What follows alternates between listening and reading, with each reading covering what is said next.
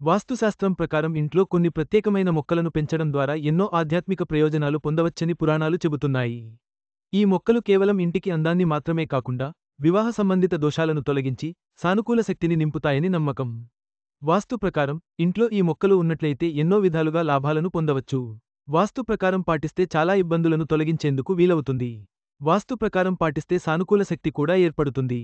ప్రతికూల శక్తి పూర్తిగా తొలగిపోతుంది.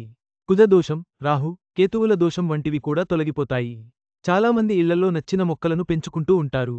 మొక్కలు కేవలం అందానికే కాక, కొన్ని రకాల దోషాలను తొలగించడానికి, సమస్యలను పరిష్కరించడానికి, సానుకూల శక్తిని పెంచడానికి కూడా సహాయపడతాయి.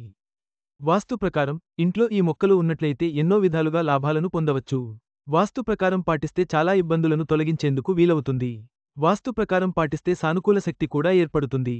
ప్రతికూల శక్తి పూర్తిగా తొలగిపోతుంది. ఈ మొక్కలు ఇంట్లో ఉంటే పెళ్లి కాని వారికి పెళ్లి కుదిరే అవకాశం కూడా ఉంటుంది. కుజదోషం, రాహు, కేతువుల దోషం, సూర్యదోషం, మాంగళ్య దోషం, పుత్రదోషం వంటివి కూడా తొలగిపోతాయి. ఈ మొక్కలను పెంచితే దోషాలు తొలగిపోతాయి. వివాహం కూడా అవుతుంది. గమనిక: ఈ కథనంలో మీకు అందించిన సమాచారం, సూచనలు పూర్తిగా నిజమైనది, ఖచ్చితమైనది అని మేము చెప్పలేము.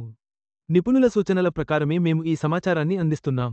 వీటిని పాటించే ముందు ఖచ్చితంగా సంబంధిత రంగంలోని నిపుణుల సలహా తీసుకోవడం మంచిది. వాస్తు ప్రకారం మొక్కలను పెంచడం ద్వారా దోషాలు తొలగి వివాహయోగం కుదురుతుందని నమ్ముతారు. అయితే, ఈ వాస్తు చిట్కాలను పాటించే ముందు సంబంధిత రంగంలోని నిపుణుల సలహా తీసుకోవడం మంచిది. ఈ వీడియో మీకు నచ్చినట్లయితే లైక్ చేయండి. మీ స్నేహితులకు షేర్ చేయండి. మా ఆంధ్రవిలాస్ ఛానల్ను సబ్స్క్రైబ్ చేసుకోండి. పక్కనే ఉన్న గంట గుర్తుపై క్లిక్ చేయడం మర్చిపోవద్దు. తాజా సినిమా వార్తల కోసం ఆంధ్రవిలాస్.net చూడండి.